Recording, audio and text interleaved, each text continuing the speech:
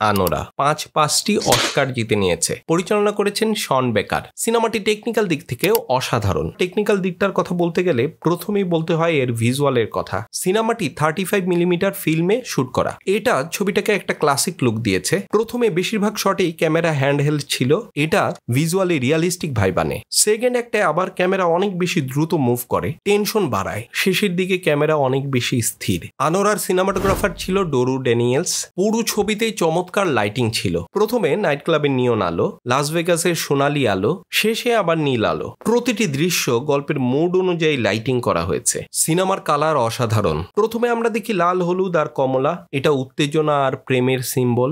মাঝে যখন পাগলামি শুরু হয় তখন কালার আরো চড়া হয়ে যায়, উজ্জ্বল নিয়নের লাল, সবুজ আর গোলাপি। শেষে নীল, একটা ধূসর ঠান্ডা মুড। এটা অ্যানির স্বপ্ন এবং স্বপ্নভঙ্গকে বুঝতে সাহায্য করে। মূল কথা, আনোরার ভিজুয়াল স্টাইল রিয়ালিস্টিক আবার পোয়েট্রিকও। ক্যামেরা, লাইট আর কালার দিয়ে সেটা বানানো হয়েছে। এটা শুধু দেখতে ভালো যে এমন না, এটা গল্পের মুডকে পাল্টে দেয়, থিমকে আরো শক্তিশালী করে আর মেসেজকে করে আরো গভীর। আর এই দেখার ভাষাটাই আনোরাকে একটি টেকনিক্যাল মাস্টারপিস বানিয়েছে। What the fuck is going on here?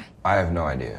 আনোরার music আর এডিটিং ছিল একদম জুৎসই। সিনেমাটি শন বেকার নিজে এডিট করেছেন, ফার্স্ট কাট থেকে লং টেক, যা গল্পের স্পিডকে কন্ট্রোল করে আবার ফ্লোকে চমৎকার মেনটেন করে গেছে। কখনো কুইক কাট, কখনো ক্রস কাটিং গল্পের টোনকে ধরে রাখে, দর্শকদের গল্পের সাথে কানেক্ট রাখে। পরিচালকের এই ফ্লোলেস এডিটিং আনোরা সিনেমাটির অস্কার পাওয়ার একটা বড় কারণ।